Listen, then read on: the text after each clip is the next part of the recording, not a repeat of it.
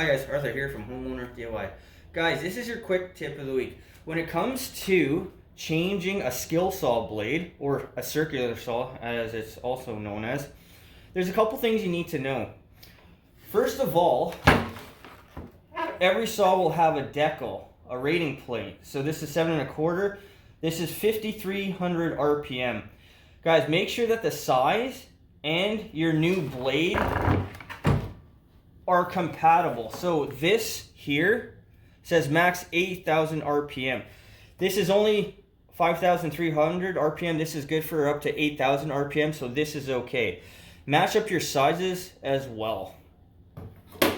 Alright guys, to change the blade, we have a nut here. In my case, this is 1/2 inch. I don't know if this is standard or not, so make sure that you check before you go ahead and do your own blade change, because different manufacturers may have different sizes. So we have the arrow here, which means this turns counterclockwise. So as you're cutting, you're going to hold the thing down, hold down the saw, and then that's going to brace the way as the blade spins.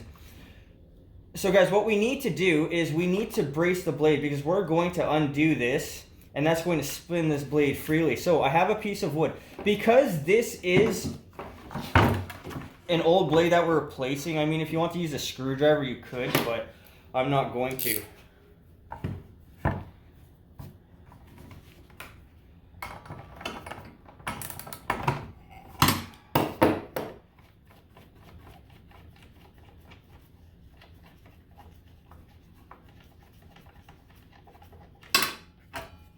So there's our nut.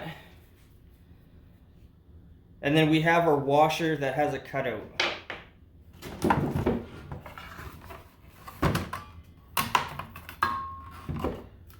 There's our old blade. Alright, so we'll grab our new blade. Hold the guard open.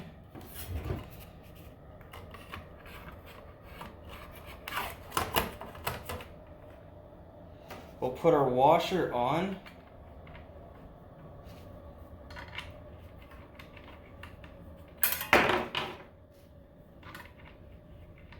Our bolts.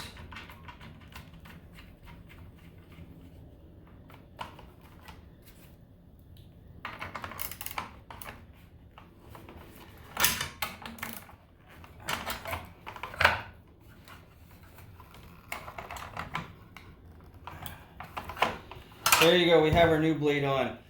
So guys, things to take note of. Wear gloves because the new blade is sharp, it's brand new. Make sure that the saw is unplugged. I should have said this right off the top. It's common sense for me and I forget to say it sometimes. But guys, the single most important part of this entire job is making sure that you have no power to the saw. But with the new blade on, the saw is now ready to go. Alright guys, a couple last things here. First of all, I recommend use either a ratchet or a box end wrench. Don't use a crescent wrench or channel locks on this. You're likely to strip this and you can also hurt yourself.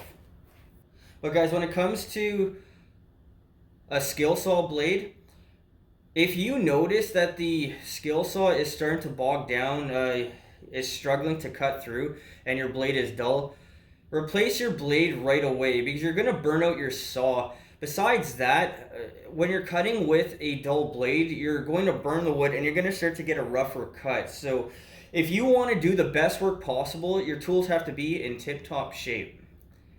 Guys, that is your quick tip of the week.